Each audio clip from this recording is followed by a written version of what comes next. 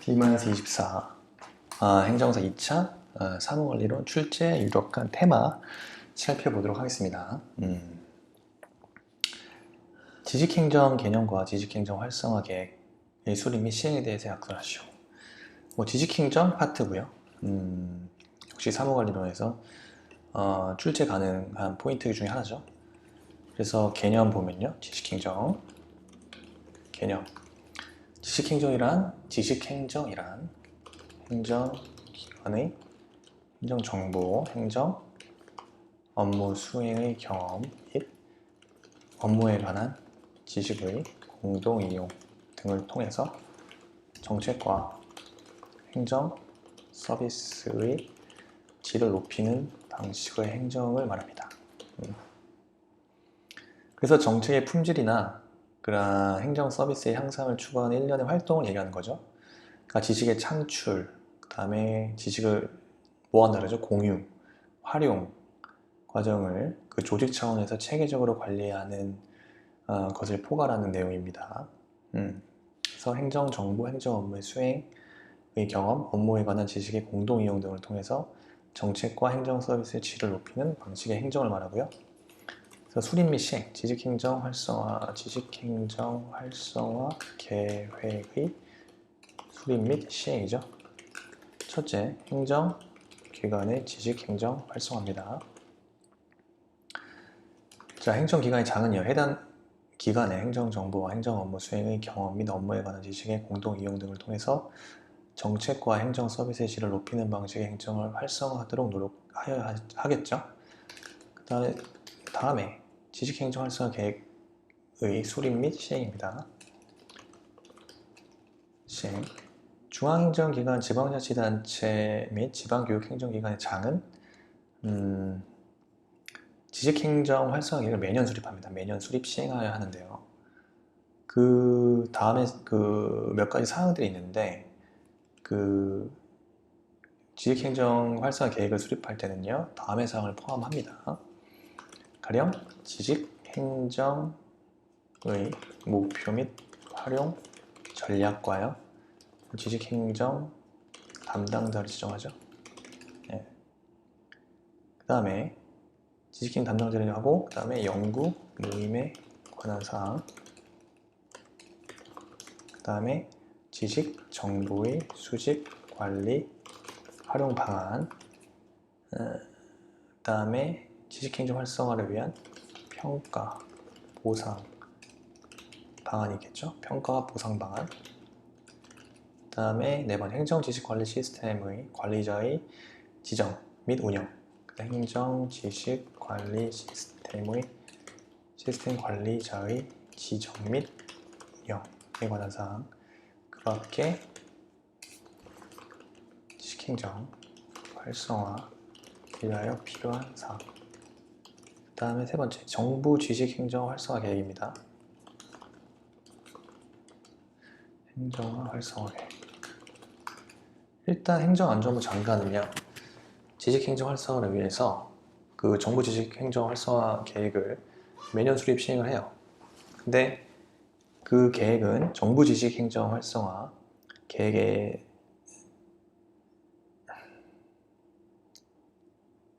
정부 지식행정화 활성화 계획을 위해서는요, 다음과 같은 사항을 포함하죠. 첫째, 정부 지식 행정 활성화의 추진 전략. 둘째, 행정 지식 관리 시스템과 정부 통합 지식 행정 시스템의 운영 및 활용 실태의 점검 및 평가에 관한 사항. 세 번째, 지식행정 우수 사례를 발굴하고 및 포상에 관한 사항. 그 다음에 그 분야별 전문가가 질의에 Q&A에 답변하는 그 운영 방식 등 전문 지식 활용 촉진에 관한 사항. 그 다음에 그 밖에 정부 지식 행정 활성화를 위해 필요한 지원 등에 관한 사항. 그렇죠? 정부 지식 행정 활성화 계획, 지식 행정 활성화 계획, 이 정도 정리하면 되고요. 다음 문제. 민원 1회 방문 처리제 시행과 관련해서 민원실무심의회 및 민원조정위원회에 대해서 서술하시오. 민원 1회 방문 처리제 개념은요. 첫째, 개념. 민원 1회 방문 처리제. 그러니까 여기는 민원 1회 방문 처리제 말 그대로요. 행정기관의 장이 민원을 처리함에 있어서 그 행정기관의 내부에서 할 수 있는 다양한 그 자료의 확인, 관계기관, 부서와의 협조 등에 따라 모든 절차는 담당 공무원이 직접 행하도록 해서 민원 1회 방문 처리제를 확립함으로써 불필요한 사유로 민원인이 행정기관을 다시 방문하지 아니하도록 불필요하게 민원인이 다시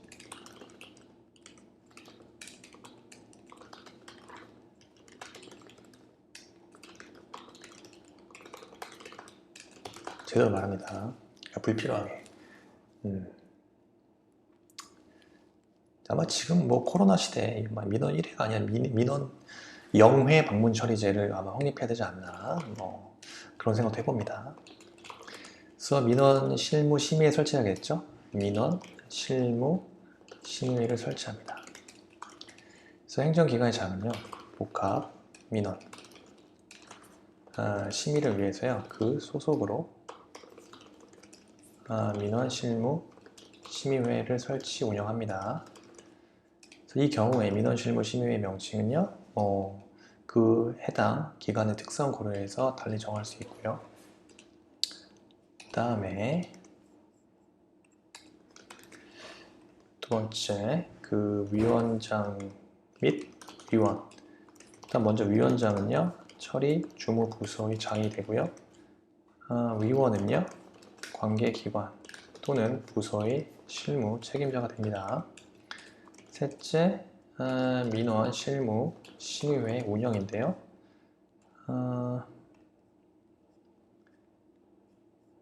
자, 위원장, 위원장, 위원, 민원 실무 심의회 이건 세 번째가 되고요. 빠진 게 있네. 외부 위원. 필요한 경우 외부 위원 위촉 가능하죠. 필요한 경우 민원 관련 외부 전문가를 민원 실무회 위원으로 위촉 가능합니다. 민원 실무 심의 운영은요. 일단 첫째, 그 실무자 회의에 참석 요청입니다.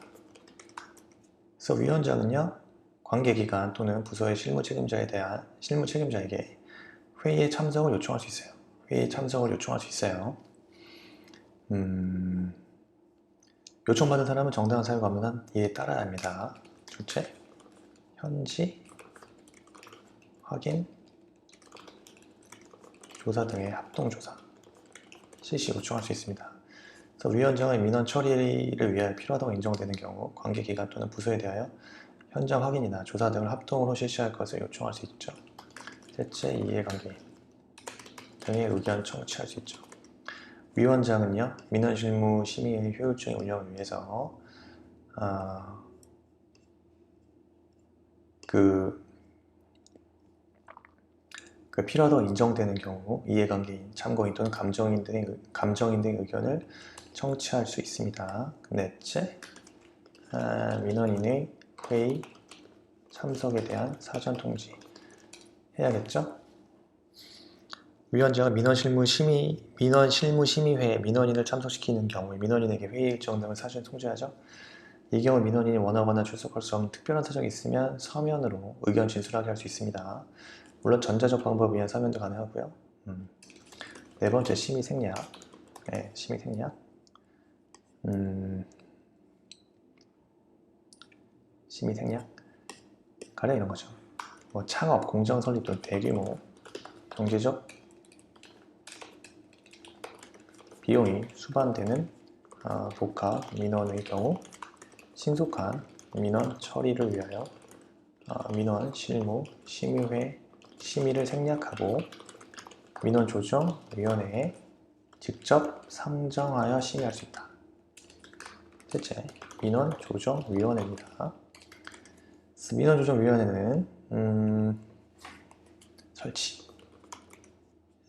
행정기관의 장은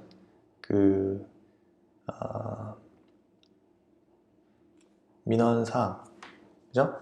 그러니까 민원조정위원회 설치 운영하는데요. 심의사항입니다. 심의사항에 나아갔어요. 민원조정위원회의 심의사항 중요합니다. 이거 7가지 정도 암기하셔야 되는 게, 첫째가 장기 미해결 민원, 반복 민원 및 다수인 관련 민원에 대한 해소 방지 대책, 둘째, 거부 처분에 대한 이의 신청, 셋째, 민원 처리 부서의 법규 적용의 타당성 여부, 그다음에 민원 실무 심의 결과의 재심입니다. 넷째, 소관이 명확하지 않아 민원의 처리 주무부서 지정, 그 다음에 민원 관련 법령 또는 제도 개선 필요성이 있는 경우, 그 다음에 심의사항이 6번째, 복합 민원의 심의, 그 다음에 그 밖에 종합적인 검토 조정 또는 종결 처리 등을 위하여 그 기관의 장이 그 민원조정위원회 회의에 붙이는 사항, 그 밖에 필요한 사항, 이렇게 검토하면 되겠죠? 그래서 민원조정위원회는 이러한 사항들, 이러한 심의 사항을 조정하기 위해서 설치 운영합니다. 그 다음에 세 번째, 민원조정위원회의 심의 생략. 해당 민원을 처리할 때, 그죠? 그 행정기관의 판단 여지가 없는 경우, 해당 민원을 처리할 때 해당 기관의 판단 여지가 없는 경우, 법령에 따라 또 민원 처리 요건이 구체적으로 규정되어 있어 해석의 여지가 없는 경우, 생략해야지 이런 거는. 셋째, 이미 민원조정위원회의 심의를 거쳐 거부된 민원이 같은 사유로 다시 접수된 경우, 그쵸? 이때는 생략해야죠. 민원조정위원회의 구성입니다. 위원장은요, 행정위원회 장이 소속 국장급 공무원 또는 그에 상당하는 직원, 하고요. 위원은요, 처리주무부서의 장, 관계부서의 장, 감사부서의 장, 외부 법률 및 민원 관련 전문가로 구성하는 것을 원칙으로 하죠. 다만 민원실무심의에서 관계기관과의 협의를 거쳐 거부하는 것으로 결정된 복합 민원을 심의 조정하는 경우에는 관계기관의 처리주무부서의 장을 위원으로 할 수 있습니다. 그래서 처리의 장, 감사부서의 장, 외부 법률 및 민원 관련 전문가로 구성. 이 정도 하고요. 그 다음에 위원회의 운영입니다. 일단 첫째, 이해관계인의 의견 청취. 자, 위원장은 당연히 이해관계인, 참고인 또는 감정인 등의 의견을 들을 수 있죠. 그 다음에 민원인 및 이해관계인의 회의 참석하라는 사전통식. 민원조정위원회는요, 그 민원조정위원회 위원장은 민원조정위원회를 개최할 때 민원인이나 이해관계인 등이 참석할 수 있도록 민원인 및 이해관계인 등에게 회의 일정 등을 미리 통지해야 합니다. 이때 그 민원인이 혹은 이해관계인 등이 희망하거나 출석할 수 없는 특별한 사정이 있으면 서면으로 의견을 진술하게 할 수 있습니다. 예외가 있습니다. 민원인 및 이해관계인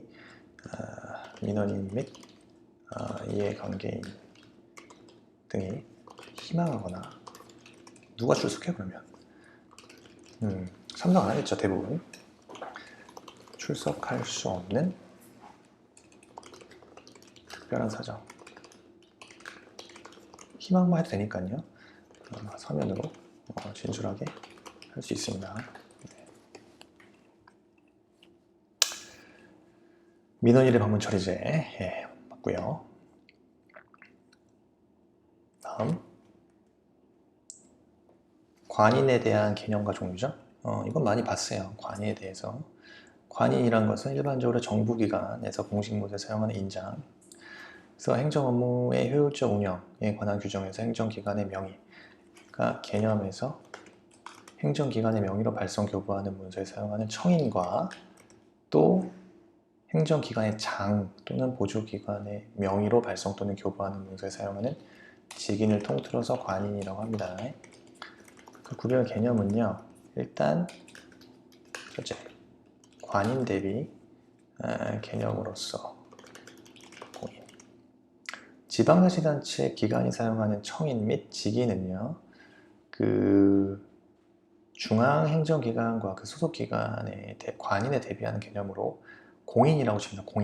공인. 그래서 해당 지방자치단체의 공인 조례로 인하여 사용 관리하도록 하고 있고요. 일반적으로 관인이라고 하면 공인을 포함한다. 네, 라고 보면 되고요. 사인 대비 개념으로서의 공인. 공인이란 용어는 사인에 대비하는 개념으로 사용된 경우도 있는데 이 경우 공인은요, 관인의 일반적인 개념과 유사하다고 보기도 합니다. 이게 중요한 게 아니라 관인의 효력입니다. 관인의 효력. 그래서 관인의 효력은요, 행정기관의 장 또는 합의제 기관의 명의로 발신 또는 교부하는 문서에는 관인을 찍고요. 따라서 관인 생략의 대상 문서를 제외하고는 관인이 날인되지 아니한 문서는 흠이 있는 문서에 해당해요. 흠이 있는 문서로서 해당 문서를 시행한 행정기관에 보완을 요청할 수 있습니다. 또한 이러한 문서를 접수한 행정기관의 장은요, 형식상 흠을 이유로 발신 행정기관의 장에게 뭐 할 수 있다? 반송할 수 있다. 반송할 수 있습니다. 관인의 종류를 보겠습니다. 관인의 종류. 첫째, 관이 일반적으로 청인은요, 합의제 기관에서 사용하고 직인은 독임제 행정기관과 법령에 따라 합의제 기관 장으로서 사무를 처리하는 경우 합의제 기관의 장, 그리고 정부조직법에 따라 위임받은 사무를 행정기관으로 처리하는 보조기관에서 사용하죠. 그 다음에 전자이미지 관인. 전자이미지 관인은 각급 행정기관은요, 전자문서에 사용하기 전에 관인의 인형을 컴퓨터 등 정보처리 능력을 가진 장치에 뭐 할 수 있다? 전자적 이미지로 형태로 입력해서 사용하는 전자이미지 관인을 갖고요. 특수관인이라는 것은 유가증권 등 특수한 증표를 발행하거나 또 민원 업무 또는 재무에 관한 업무 등 특수한 업무 처리.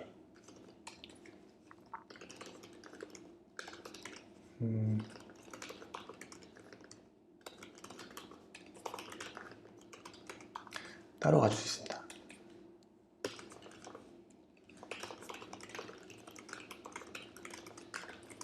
오케이. 관인 정리했고요. 서식에 대해서 볼까요? 서식은요, 서식의 승인 기관, 그 다음에 승인의 신청, 그 다음에 승인 서식의 통보입니다. 일단 첫째, 승인 기관은요, 간단하게 요약할게요. 행정안전부 장관입니다. 그래서 중앙행정기관이 법령으로 지정한 서식으로 할 때는 행정기관부 장관이고요. 또 중앙행정기관의 장 같은 경우 그 승인은요, 중앙행정기관 및 그 소속기관이 훈련고시 예규 등으로 제정 또는 개정하는 서식을 이용하고요. 또 자체심사, 또 중앙행정기관의 법령에 의하여 제정된 서식을 변경하려고 하는 경우 해당 중앙행정기관의 장은요, 그 서식 설계 일반 원칙에 따른 원칙과 기준에 따라 자체심사 가능하고요. 그 다음에 지방자치단체 또 지방교육행정기관의 장 같은 경우는 지방자치단체의 조례, 규칙, 훈련, 고시, 예규 등으로 제정 또는 개정하는 서식입니다.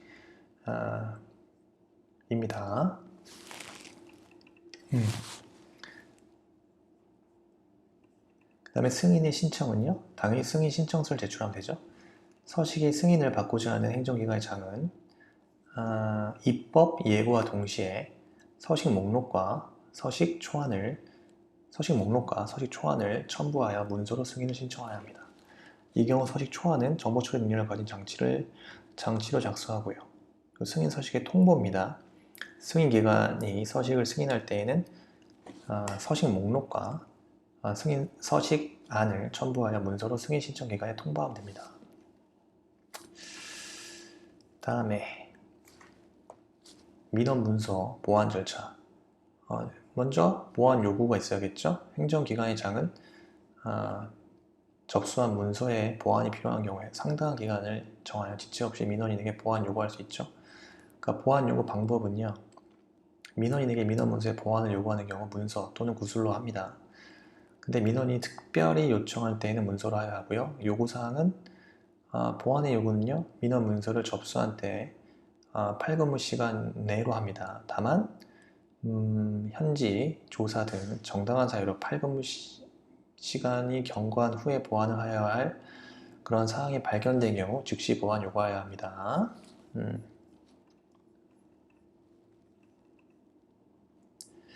그리고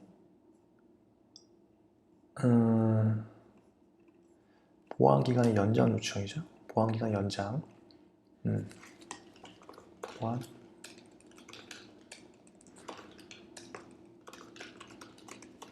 연장 요청.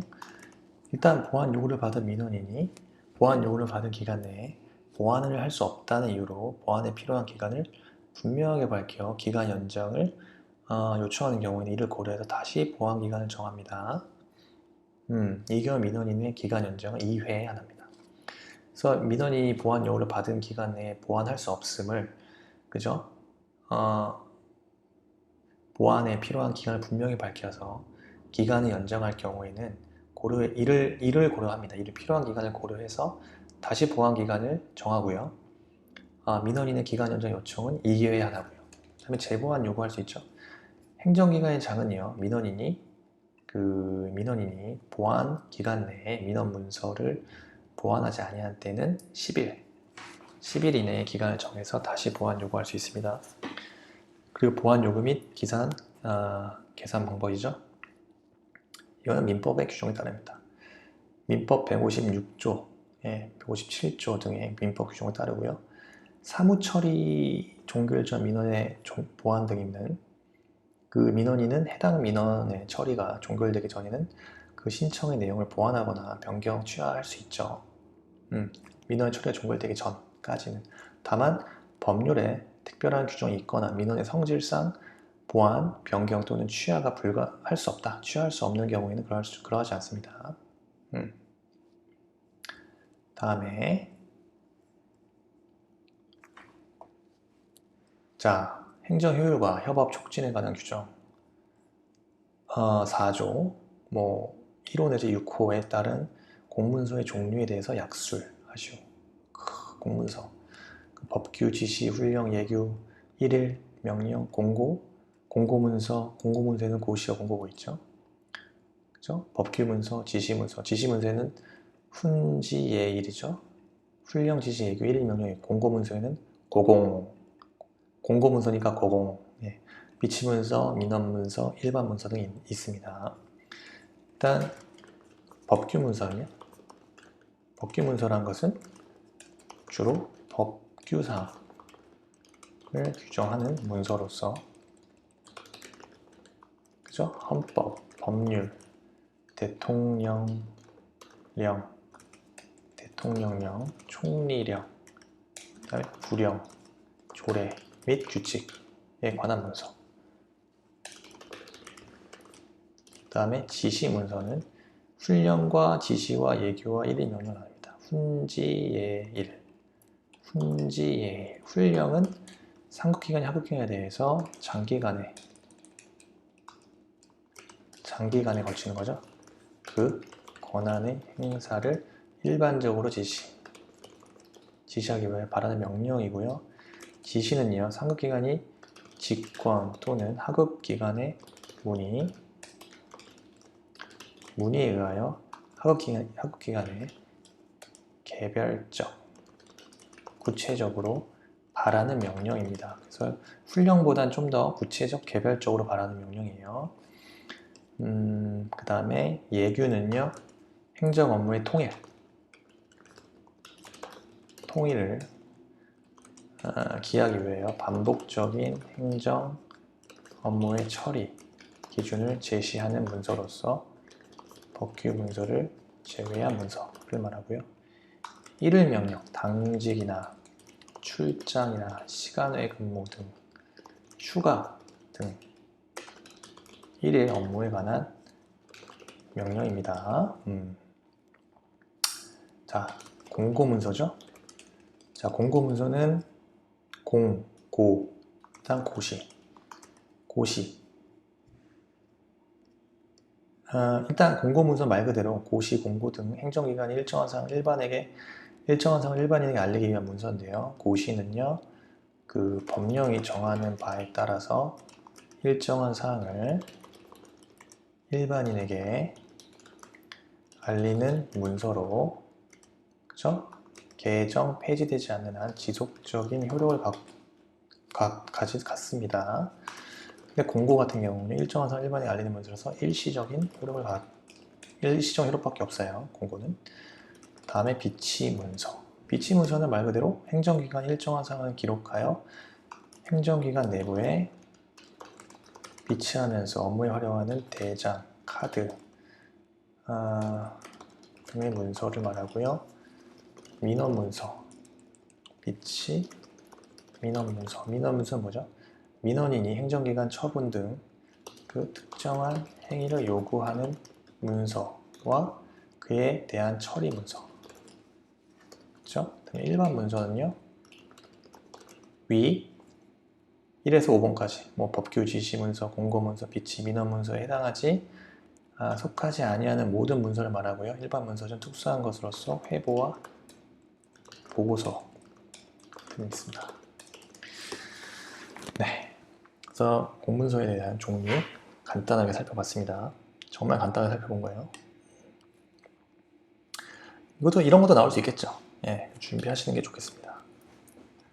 다음, 자, 민원 행정에 관한 여론 수집 절차. 여론 수집해야죠, 그죠? 행정안전부 기관은요, 행정부 장관은 행정기관의 민원 처리에 관한 필요한 경우 국민들의 여론을 수집해서 민원 행정제도의 운영의 개선에 반영할 수 있습니다. 그래서 여론 수집 절차가 중요합니다. 그래서 먼저 여론조사를 의뢰하죠. 행정안전부 장관은 행정기관의 민원 처리에 관한 국민들의 여론을 수집하려 하는 경우에 효율적인 여론 수집을 위해서 필요한 때에는요, 뭐 관련 기관, 단체 등의 여론조사 의뢰할 수 있고요. 다음에 시정조치 요구 및 처리 결과는 통보. 자, 행정안전부 장관은 국민들의 여론을 수집한 결과 민원행정제도 및 운영의 개선에 필요한 경우 국무총리의 승인을 받아서 관계행정기관의 장에게 시정에 필요한 조치를 요구할 수 있습니다. 이 경우 관계행정기관의 장은요, 적절한 조치를 하고 처리 결과를 행정안전부 장관에게 통보합니다. 그래서 국무총리의 승인을 받게 했어요. 그래서 관계행정기관장의 시정에 필요한 조치를 요구할 수 있고요. 이 관계행정기관의 장은 적절히 조치하고요. 처리 결과를 행정안전부 장관에 통보합니다. 그렇습니다. 여론. 기한 작성 시 유의사항이죠. 기한문 작성 시 유의사항. 자, 문서의 기한. 기한은 뭐죠? 행정기관의 의사를 결정하여 문안을 작성하는 거죠. 요인은 4가지. 상급자가 지시하거나, 그 다음에 접수문서를 처리하거나, 세 번째, 법령, 훈령, 예규 등의 근거가 있거나, 순수한 자기 발언일 때 할 수 있죠. 원칙은요, 전자문서로 하는 것이 원칙입니다. 다만 그 성질상 전자문서로 기인하는 게 곤란하거나 그 밖에 특별한 사유가 있으면 종이문서 기한 가능하고요. 자격은 제한이 없죠. 그래서 공무원이면 누구든지 기한자가 됩니다. 분장받은 업무에 대하여 업무를 담당한 자는 직급에 관계없이 기한 가능하고, 기한문 작성 시 유의사항은요, 정확성, 바른 걸 써야겠죠. 육하 원칙을 따르고 오탈자나 개수, 차고 이런 게 없어야겠죠. 그리고 애매모호하거나 과장된 표현에 의해서 사실이 왜곡되면 안 되고요. 그 다음에 쉬운 글을 써야 돼요. 쉬운 글. 글은 쉽게 씁니다. 가급적 그러려면 짧게 끊어서 항목별로 표시하고요. 복잡한 내용일 때에는 결론을 내리고 이유를 설명하는 방식이 좋고요. 그 추상적이고 일반적 영어보다는 구체적, 개별적인 용어를 쓰고요. 다음에 호감 가는 글, 성실성 있게 씁니다. 성의 있고 진실되게. 불쾌감을 주거나 무시하는 듯한 표현을 피하고요. 적절하게 경어를 하고요. 그리고 조직구조상 지휘감독 관계에 있다 하더라도 상호간 존중한다는 차원에서 뭐뭐뭐 하시기 바랍니다 라는 표현이 좋습니다. 경제성, 효율적으로 작성해야겠죠. 그래서 일상 반복적인 업무는 표준 기한문을 쓰고요. 용지의 규격과 지지를 표준화하고요. 서식을 통일화해서 규정된 서식을 사용하는 경제적이고요. 한눈에 내용을 파악할 수 있고 일건일매주의로 사용하는 것이 좋습니다. 효율적입니다. 이건 뭐 많이 봤던 거고요. 업무관리 시스템 개념과 기대효과. 자, 업무관리 시스템 개념이 뭐죠? 자, 업무관리 시스템의 개념. 일단 행정기관이 업무 처리의 전 과정을 빼먹으면 돼. 과제관리 카드 및 문서관리 카드 등을 이용해서 전자적으로 관리한 시스템이죠. 이거는 이제 뭐 공무원들이 공직사회에서 일하는 방식을 좀 근본적으로 개선하기 위해서 행정기관의 업무 처리 절차를 통합화, 표준화하는 거죠. 그래서 업무 처리 과정에서 생산된 각종 업무 관련 자료를 과제에 따라 일정 메모, 보고, 그 다음에 문서 관리, 카드, 지시사항 이런 말도 들어가야겠죠. 회의 관리 등으로 체계적 처리, 구축한 온라인 시스템입니다.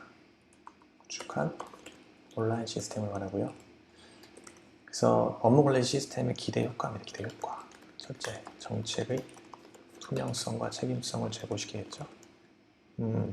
왜냐하면 정책 결정 과정에서 제시된 다양한 의견이 기록 관리되고 있기 때문에 정책의 투명성 및 책임성을 제고하게 됩니다. 그 다음에 정책 품질의 제고입니다.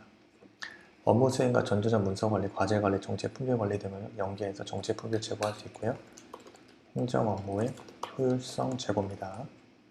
일하는 방식의 표준화 시스템화로 신속한 업무 처리가 가능하고요. 업무 과정이 표준화되어서 시스템에서 관리합니다. 그래서 관련 업무 담당자 사이에 업무 처리 내용이 긴밀하게 공유되고요. 업무 내용은 과제별로 체계적으로 분류, 등록됩니다. 그리고 추진 내용이나 과제 수행에 대한 정확한 상황을 실시간 확인할 수 있고 추진 실적은 자동으로 기록 관리돼서 행정 효율성을 향상시키는 데 도움이 되겠죠. 그래서 업무 관리 시스템의 구축, 운영의 주체는요. 행정기관의 장은 업무 처리의 모든 과정을 효율적 관리하기 위해서 업무 관리 시스템 구축, 운영하여야 합니다. 다만 그 업무의 성질상 업무 관리 시스템의 구축, 운영이 곤란하거나 그 밖에 특별한 사유가 있는 경우는 그러하지 않죠. 중앙행정기관, 지방자치단체 또는 지방행정교육의 기관의 장은 업무 관리 시스템 구축, 운영하는 경우 그 소속 기관 등을 포함하여 구축, 운영할 수 있고요. 행정안전부 장관은 업무 관리 시스템의 구축, 운영을 지원하기 위한 계획을 수립, 시행할 수 있습니다. 그래서 행정기관의 장, 그 다음에 중앙행정기관, 지방자치단체 또는 지방교육행정기관의 장, 그 다음에 행정안전부 장관, 그죠? 다 구축, 운영 주체에 해당하는 사람들이죠. 네, 일단 오늘은 1세트는 여기까지 보고요. 남은 2세트 또 진행하고 시험 끝날 때까지 24일 남았습니다. D-24일인데 필사, 반복, 숙달 이거밖에 없습니다. 포기하지 마시고 시험이 얼마 안 남았을 때 가장 어떻게 보면 집중이 잘 되거든요. 절대 포기하지 마시고요. 끝까지 하시다 보면 반드시 합격하실 수 있습니다. 네. with 쇼터디. 이상 쇼터디 연박사였습니다. 감사합니다.